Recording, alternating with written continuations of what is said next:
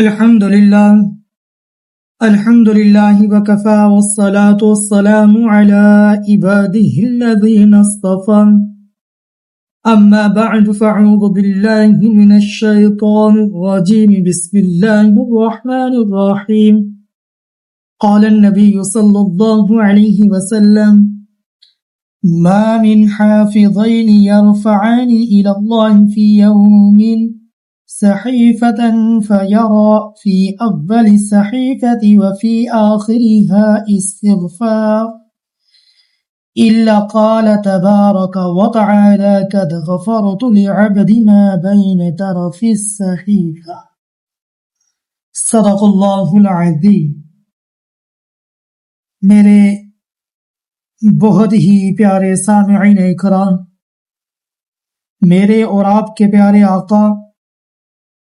مدنی کریم علی نبینا علیہ الصلوۃ والسلام نے ارشاد فرمایا کہ اعمال لکھنے والے فرشتے جب بھی کسی دن اللہ تبارک و تعالی کی بارگاہ میں کسی بندے کے نامہ اعمال پیش کرتے ہیں اور اللہ تعالی نامہ اعمال کے اول اور آخر میں استغفار دیکھتا ہے تو اللہ تبارک و تعالی فرماتے ہیں کہ میں نے اپنے بندے کے وہ تمام گناہ اور تمام قصور معاف کر دیے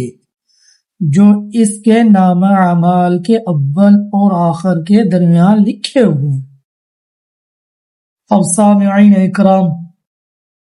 دیکھیں میرا حضور صلی اللہ علیہ وسلم کا کتنا پیارا فرمان، آپ کا کتنا پیارا ارشاد کہ جو آدمی نامہ اعمال کے شروع اور آخر میں استغفار کی کثرت رکھتا ہے نا، تو اللہ تبارک و تعالی بھی